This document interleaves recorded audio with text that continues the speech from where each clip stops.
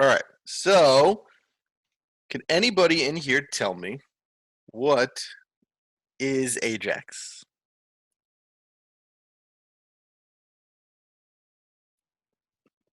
It's something Isn't it? Google made that updates the page in real time, so you don't have to reload it every time you make a change to it. Right. So I'm actually, did Google make it? I don't know if that's the case. If it is, that's cool.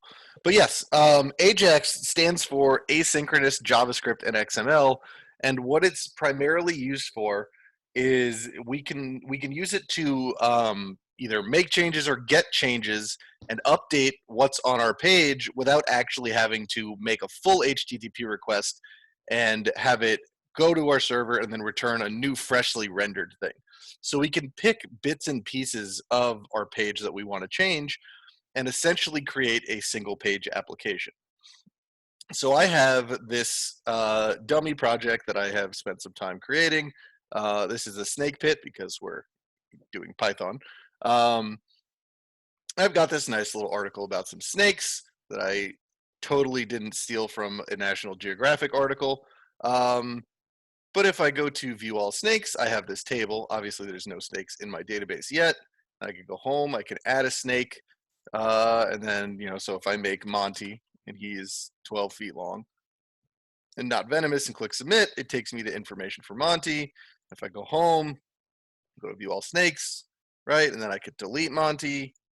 So I have a full CRUD application basically, minus the updating part. Indiana Jones does hate this webpage. He will never come here. But so I can, there's a lot of space being used on this page. I mean, well, really, there's a lot of space on this page not being used. I can take all of these functionalities and build them into a single page application and get it so that I could dynamically create things. I can delete things. I can, view all things. I could view one thing. I could do all of that on this page. And AJAX is what is going to really make this a lot easier. So again, AJAX is asynchronous JavaScript and XML. So for the most part, what we're going to be doing is going to focus on the front end of things. There's going to be a little bit of tweaking things on the back end. In practice, a lot of AJAX revolves around the use of JSON, which is JavaScript object notation. But we haven't really gone over that, and that's a whole monster in and of itself. So I will be doing some pretty basic stuff using this, using just straight up the functionalities that we're used to using in Django. In terms of in our views, we do return redirect or return render. So we're going to be focusing on AJAX functionality using just that. So let's get started by saying, let's say, as I'm reading through this list, I want to be able to click view all snakes. And instead of taking me to another page where I can see all snakes and then going home and losing my progress here, maybe I want it to be so that when I am scrolling through here, if I want to view all snakes, I can have a list of snakes pop up down here somewhere, right? So let's start there. In my index.html, you're going to want to make sure that you have this tag here, right? This is actually importing AJAX. So this imports AJAX.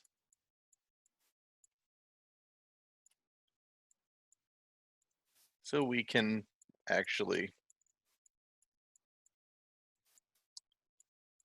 use it. So once we import AJAX, all the stuff that we're going to do in the front end is going to be done in a script. You can do this in a separate script file if you want to, or you could just build it into a script here. This whole thing is going to incorporate a decent amount of jQuery. So you're going to want to make sure that you are relatively familiar with that. We're not going to do anything too complicated. So let's start by setting up our our first step in jQuery, which is we need to say when the document is ready. So when the document is ready, that just means once the document is ready, then we can start having our jQuery event listeners running and listening for things to happen on our page, right? So as I mentioned, what I want to happen is as I'm reading through this, if I click on view all snakes, I want to have a table with all of my snakes pop up down here. So let's start with that. Let's see, what is that? That view all snakes, that is right here. I already have a class applied to this, so that makes it super easy. I can just make it so if I say document dot, so one thing I want to talk about here is I could say view all dot click. I'm actually going to do that one for this, so never mind. I'll get to the other part that I was talking about or about to talk about in just a second. But so if I click view all, what do I want to run? I want some function. So I'm going to say function E. Now, why E? What is this, right? What is...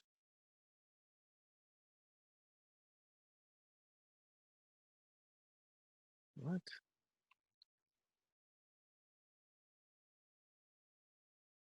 Am I missing something? I'm probably I think missing you an need a extension. colon at the end of the parentheses. Not there, the very bottom one. No, that shouldn't be it. Oh, man. Okay, let me try this again. Document dot ready.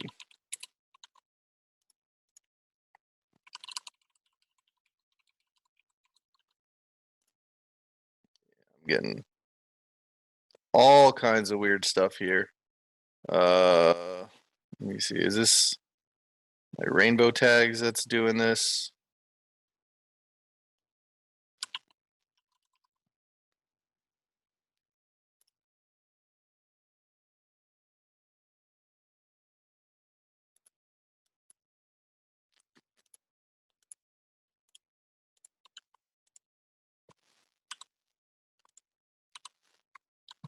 Because this absolutely should not be happening.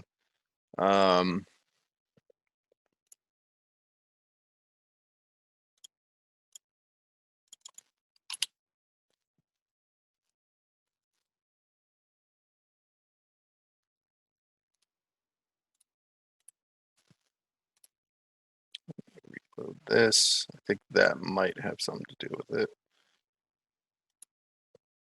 No, what is...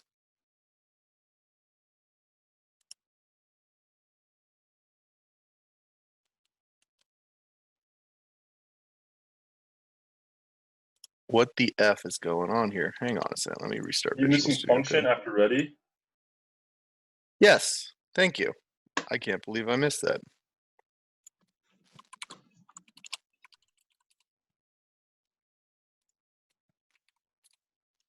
Okay.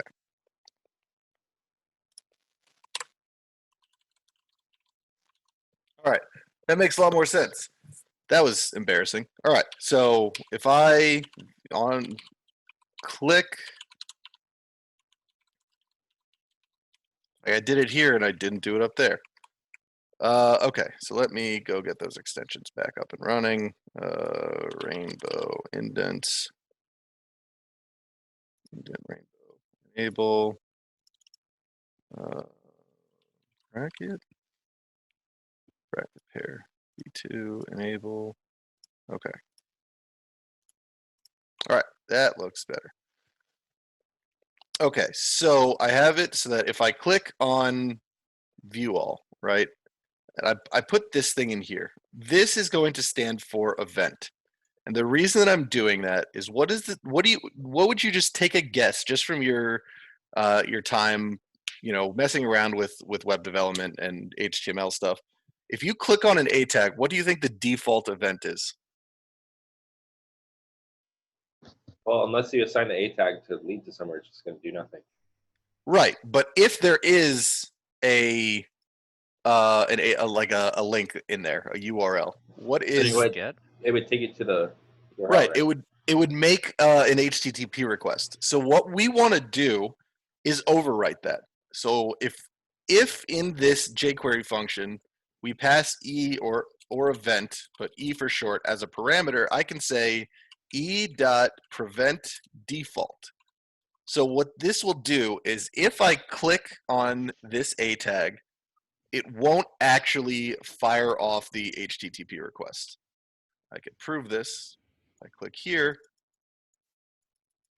nothing is happening, right? If I click here, it goes. If I click here, it does not. And that's because I have prevented the actual action from happening. Because what I want to do is make an AJAX request to that link without actually leaving the page that I'm on to go to the other page, right? So how do I handle that? And this is where AJAX is going to come in. I want to make an asynchronous HTTP request to my server at that URL without leaving the page. So AJAX is how we're going to do that. And the syntax for that is $. So since this is a GET request, I can just do $.get. And then what I want to put in here is I think it's the actual URL. So I want so the URL string. Now I can just straight up put this in here, but if I want to get fancy, I can say $this dot attribute href. So it'll grab whatever the href is, the href attribute is linked to, which is /snake/all, and use that as the URL. And then what do I want to happen? What is the function that I want to run? So what we're going to put in here is server response. And for now, we'll just say console log server response. So breaking this down,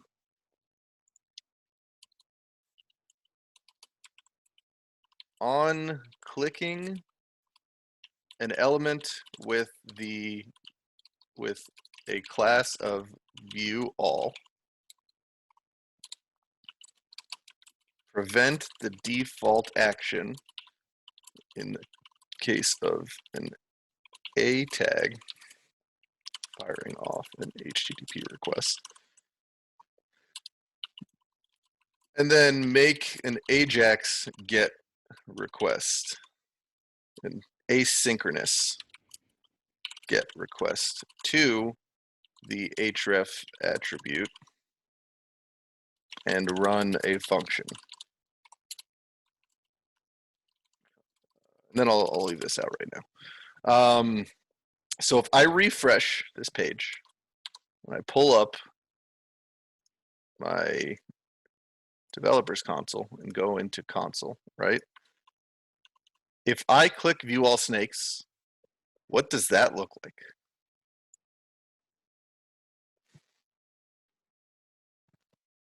It's your view all. Right. This is my all snakes HTML page, right? So let's look at that. If I come in here and go to this all snakes, that's what's actually being returned. So do you guys remember how we can use jQuery to add HTML to something?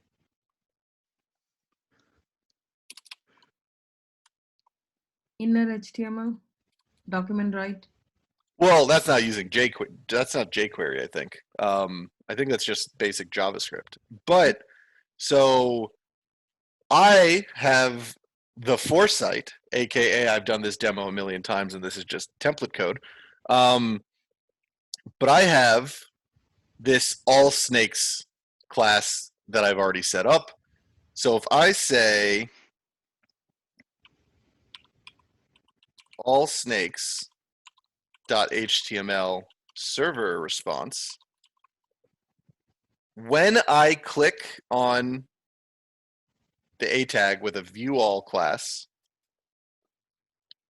it should prevent the default action and then make an asynchronous GET request to the server at that URL. And then run this function, which will replace everything in that HTML element with whatever the server returns. So let's test this out. If I click on view all snakes, boom, I get this whole thing. But this is a whole HTML document. And I'm trying to convert this to function as a single page application. So all I'm going to do in here is get rid of everything but the table.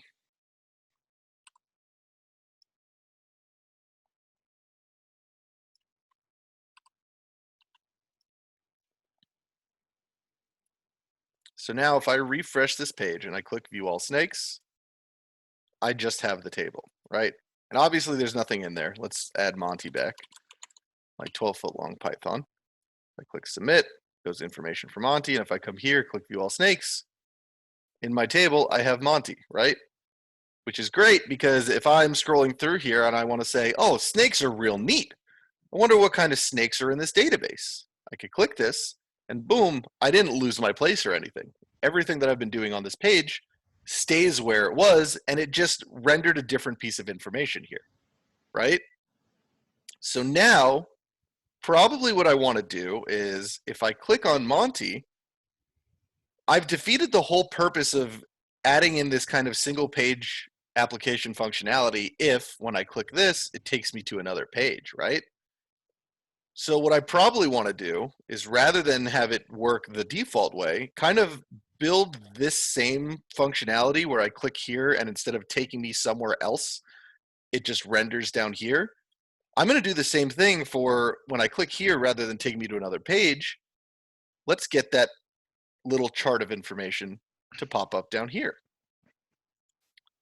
So if we look in our allsnakes.html, there is a class on that A tag that I've created called csnake. So back in here, I'm going to add another function. So when I click on something with a class of csnake, I want to run a function with an event.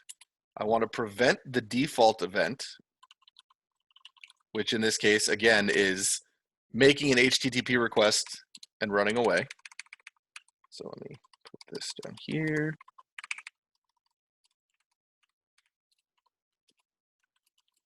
Clicking an element with a class of csnake. Prevent the default. Yes. So the $ parentheses, you're calling the class, right? Yes. So you have a class called view all class, and so you're targeting stuff within that class. Exactly. I'm saying that if I click on an HTML element with this class attached to it, this is what I want to do. Okay. In this case, I only have one thing with each of those classes, so I could have done it as ID. But I just like using classes. So that's just a personal preference thing. Plus, in case somewhere else I want to be able to have that functionality elsewhere, having it as a class could help with that.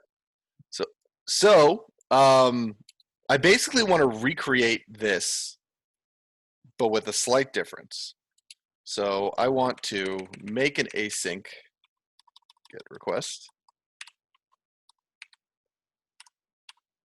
So I'll say $.get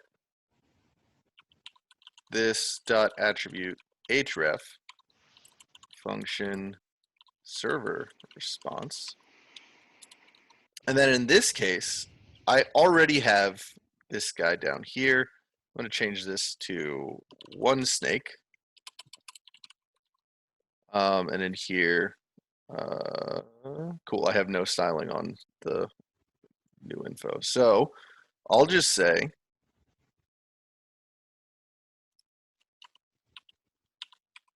one snake.html server response. Now, this time I may get an issue. Why did this happen when I've already set up the AJAX?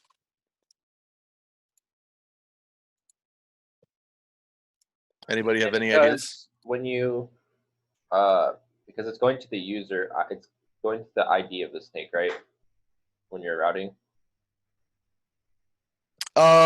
Yes, it is. But I have my routes all set up. Like it's or where is it in? No, it is in this one. Like it's going to the right place, but why is it not? You know, I have the code set up to say prevent the default action, and instead make the asynchronous request.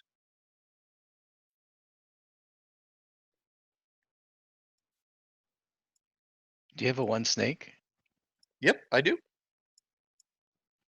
See, it's here. Oh, the class is in the HTML.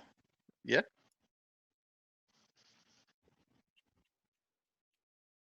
Oh. Is it So the 'cause you're- reason for this, I was gonna say, is it because you're rendering on a post request? nope. So that's not it's not a post request. So what is everything wrapped in? Everything is wrapped in this document ready function, right? Mm-hmm. When the document first readies, when I get to this page, is this here? No, you have to click a button to get that Right. here. So this is dynamically generated content, which means when the document readies itself, it doesn't have anything with a CSnake class attached to it to attach this event listener to. So I need to tweak this and say document.on click CSnake. So rather than attaching the event listener to specific HTML elements, I'm going to listen on the entire document for any click event on anything that gets a class of CSnake. So that way, since the event listener is attached to the document, any changes that are made to the document, the listener it still exists, right? The listener did not exist before because there was nothing on the main page with a class of CSnake. So in doing it this way, where you say document.on and then the event that you want to listen for and where you want to listen for that event happening, we can have this run on dynamically generated content. So if I try now, it pops up down here.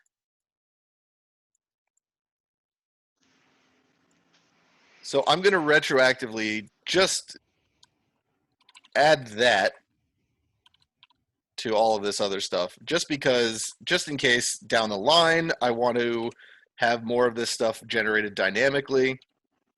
This is the way that's probably going to be best. All right. So I have it getting me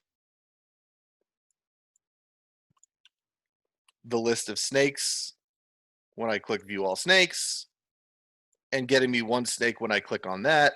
And if I go here and say Ka, I don't know, 7 feet long, he's probably venomous.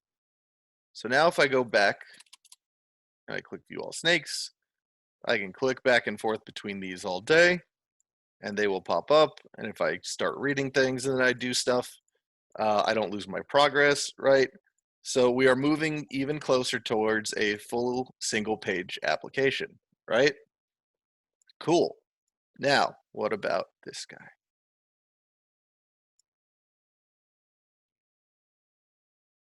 What? That's not where that should have gone.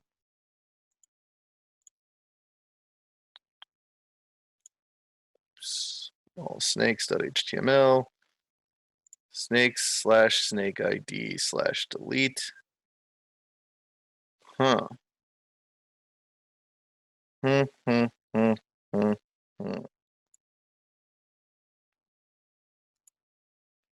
if I go to snake/delete. Oh, okay. So I did do what I was supposed to do. Delete it and then go back to the table that has all of them, right? But I don't want to do that, right? I just want to delete the snake and stay here. So what I can do is get rid of this, or I'll just say instead I want to redirect to okay. So I want to keep this here. This is going to stay exactly the same, and what I'll do is build another thing, another AJAX function, right? So in the all snakes, this has an ID and a class, class of delete snake. So on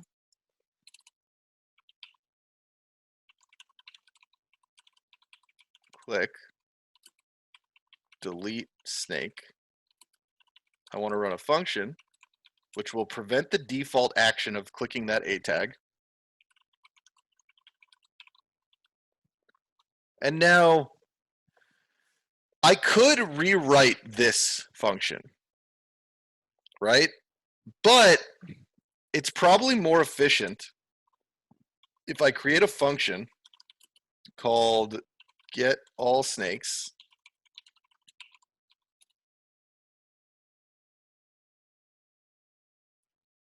and then I'll put URL right here. So what I'll do is put this functionality here, replace this with URL, get rid of this and say get all snakes with this dot attribute href. So that way I can just call this rather than having these lines of code in several different places. So on clicking delete snake, I want to prevent default and run get all snakes with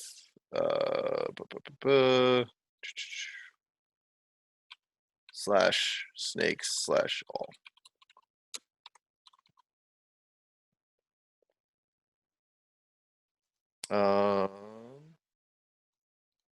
Actually, no, I don't want to do that here yet.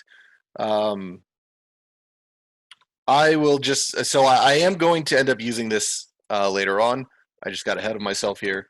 So I do want to make it so when I click on delete snake, it runs I prevent the default function and then do a $.get with this dot attribute href, and then run. And then I'll say after it deletes it, then I want to run get all snakes with slash snakes slash all.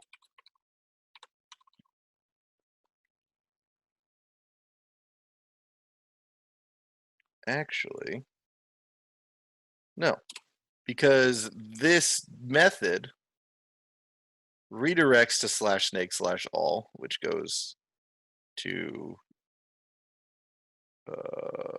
all snakes, gets all of them and renders that HTML.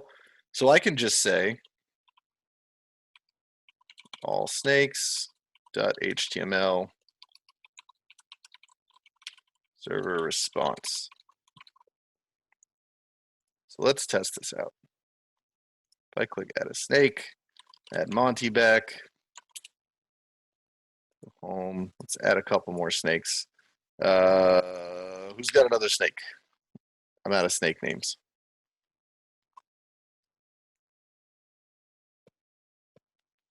Icons. Raw.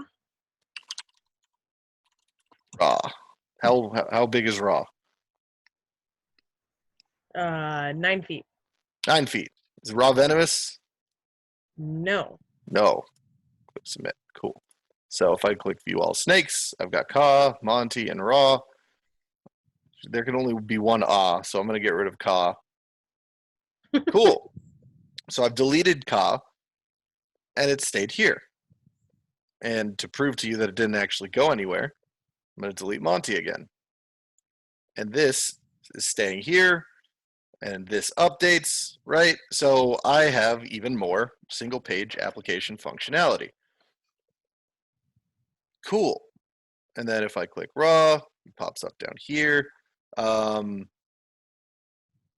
then what I probably want to do, just to just to make sure that, actually no, I'm going to leave it the way that it is.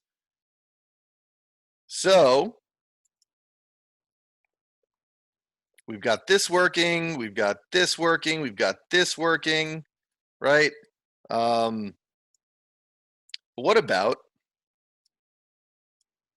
this part, right?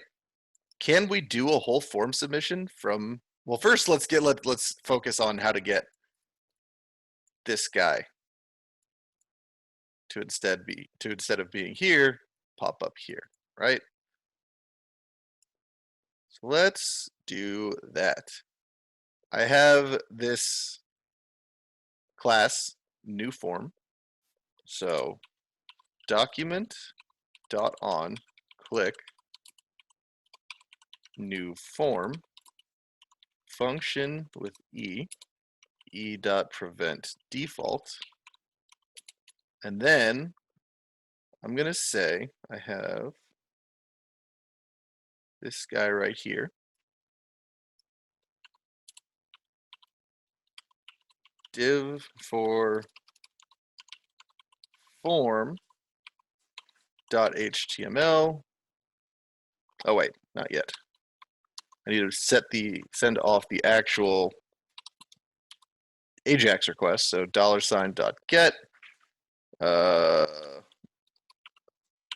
this dot attribute dot hattribute href, and then function server response, and then I want to replace the HTML in div for form with the server response. And let's double check to see that that's actually working. You all snakes, add a snake. And it's still got this go home thing here, so I do need to go and tweak this a little bit, just to make this the form itself.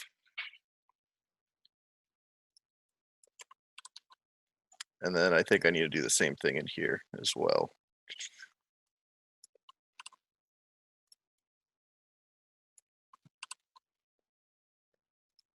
Okay, let's double check. I click view all snakes, add a snake. Neat. All right.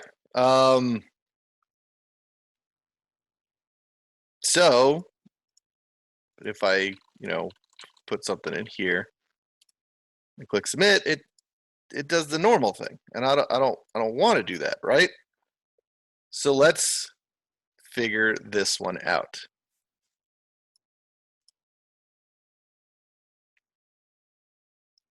This form, we want to prevent the default form submission because it takes us away from here. It sends an HTTP request, takes us off the page that we're on, runs some function, and then redirects and then renders something else, right? We want to stay where we are and have all that stuff happen totally in the background. So we're going to say document on submit, and it's going to be on submitting snake form. We want to run a function with an event. Prevent the default event from happening. And this time we're going to make a post request, right? What do we need? We need our URL. So that's going to be this dot attribute action. We need data. So this part here, we're going to say this dot serialize. This will take the data that's in the actual form, serialize it. Actually, rather than that, it's going to be snake form dot serialize because we want to serialize the data inside the form. And then we want to run a function server response. All right, so let's just go with console.log server response so we can see if it works. If I click view all snakes, okay, add a snake, add Monty back. I keep just getting rid of him and he keeps coming back. Cool. So I got this whole thing, which is awesome. So this is where things can get a little bit tricky. I have validation set up, right? So if I were to do this and I click submit, so note here we have HTML showing, you know, information for Monty with an A tag to go home, and then his name, his length, and whether or not he's venomous. But if I click submit on an empty form, I get a bunch of stuff with errors, right? Bunch of error validations. So how can I be sure that I'm getting the right thing?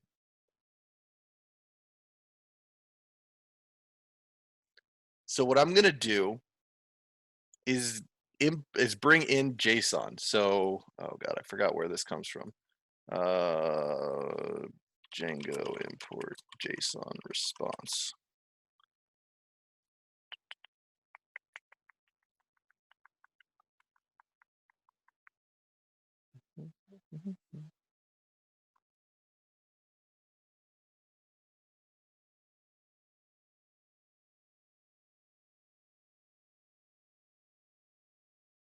Okay. From Django.http import JSON response. And so I'm going to tweak this and say, if there are errors, I want to return JSON response. Oh God, how do we do this? Message is error.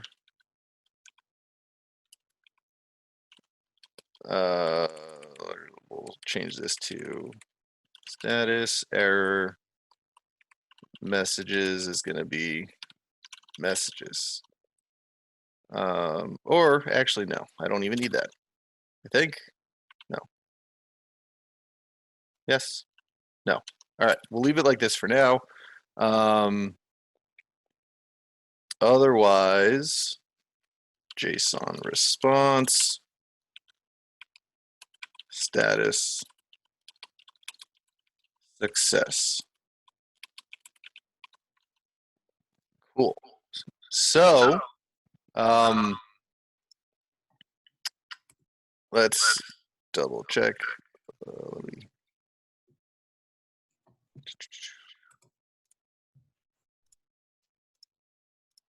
All right, let's test this. If I say add a snake, if I click submit, I get status error.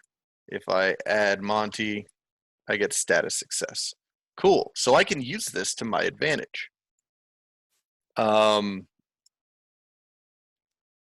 If server response bracket status equals, what is going on? Oh yeah, this is JavaScript now. If it equals error, then what I want to do is package this up into a form or into a function. Function get snake form.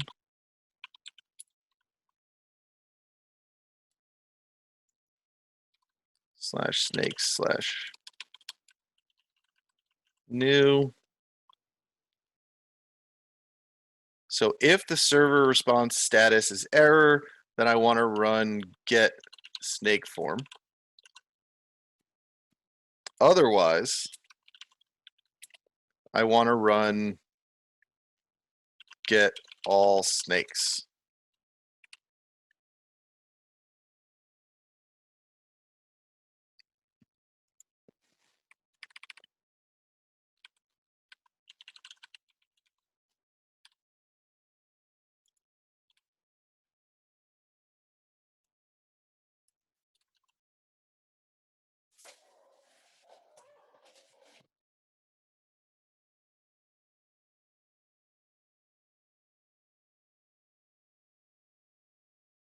Sorry about that.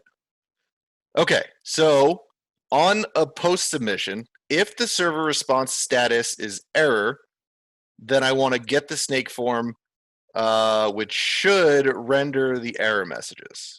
So let's test this. If I click view all snakes and delete one, let's add a snake. Okay, let's try this one more time. Add a snake. If I do this, boom, name must be at least 3 characters long. You must add a length. If I add myself as a snake, I probably want to also clear the form, right? It added it and updated this, but I probably want to add, I want to clear the form out. So I will say get all snakes and then also get snake form.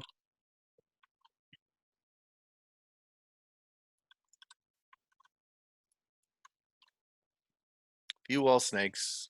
Let's delete. Let's add me again. Let's do this first and then 6 feet. Boom. Now if I click here, oh, that shouldn't be there. One snake. All right. Cool. Switch around. Information for Monty, information for Cody Thaller. Delete, delete, add a snake, raw, 20 feet, not venomous. Cool, add a snake, king, he's like 9 feet and he is venomous. Cool, and then I could just hop back and forth. Awesome. All this is happening on one page. We have used AJAX to build a single page application. All right, questions on AJAX? So what if you, so with AJAX, like for example, we have information in our database, Mhm. like we're adding to the database in this example. Yeah. I'm trying to think of like, so like in our project, we want to have our app where you select workouts and then you enter in how many, what the weight is and what the reps you like did for that one particular set. Okay. And then afterwards, after you enter it in, AJAX then would pop up a timer for your rest period. Okay. And then count down, you do your set, you enter it again, reset, you do that as many times. Like, is that super complicated to make that happen?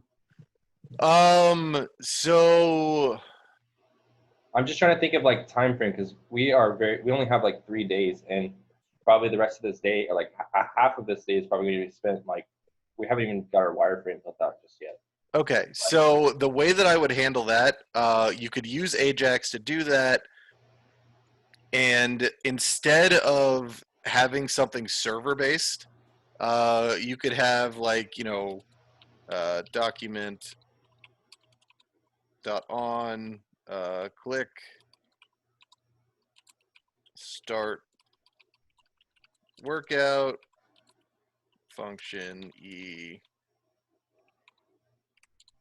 you know, do the normal stuff, and then you would do something like run a function that you create to actually handle the countdown. So just call it like countdown function, rather than having to rely on the server to.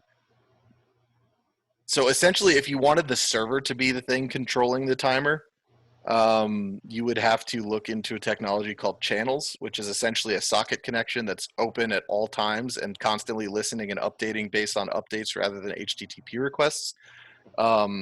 That's going to be significantly tougher than just figuring out how to write a function in JavaScript to just display different things based on a timer. So that's the route that I would recommend going. And then also, you can't really build backend until your front is designed, right? No, if you know exactly what you're trying to have show up, then you don't need to worry about. I mean, it's not that you don't need to worry about it, but if you know beforehand what your front end is gonna look like, then you can absolutely build from the back end forwards. Okay. Any other questions on AJAX? Nope. Awesome. So that's it for that.